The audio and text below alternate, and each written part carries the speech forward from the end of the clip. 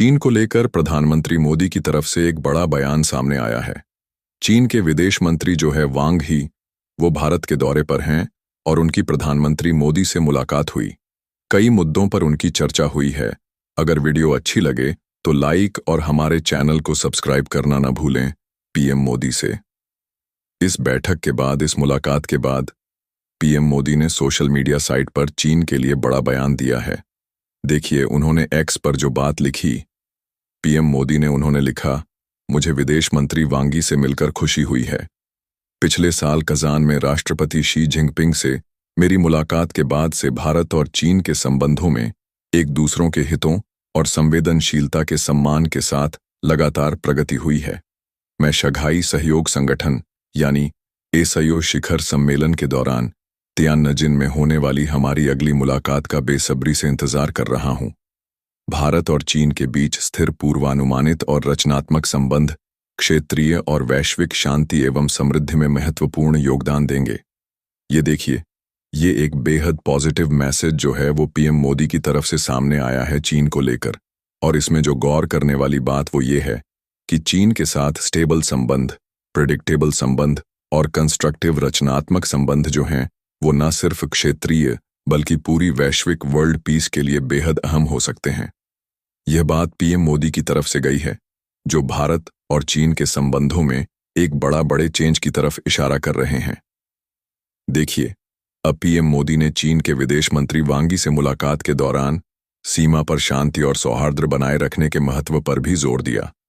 जो सीमा को लेकर चर्चा हो रही है, बॉर्डर को लेकर, एलएसी को लेकर जो चर्चा हुई, तो उन्होंने पीएम मोदी की तरफ से कहा कि वहां पे जो है शांति और सौहार्द होना बेहद आवश्यक है दोनों देशों के रिश्तों के लिए।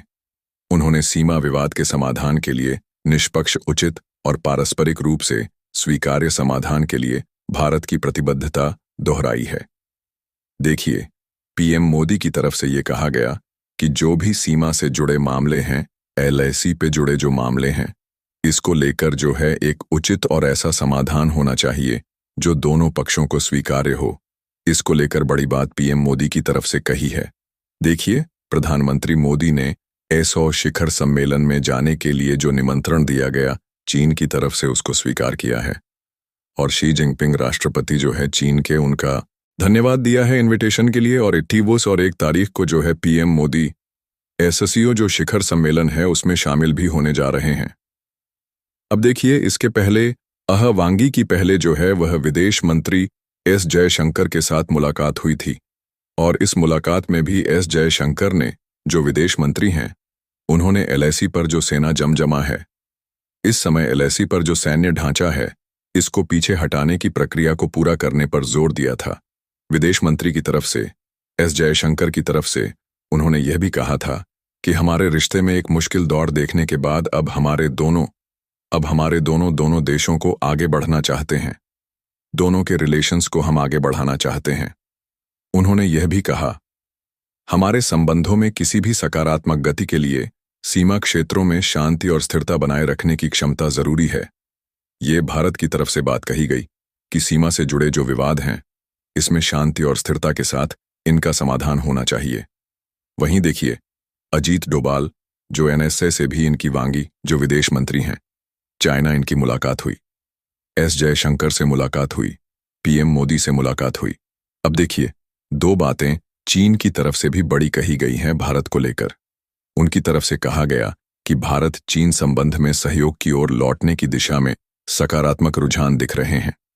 उन्होंने साथ ही इस बात पर जोर दिया कि दोनों देशों को एक दूसरे को प्रतिद्वंदी के रूप में नहीं बल्कि साझेदार के रूप में देखना चाहिए।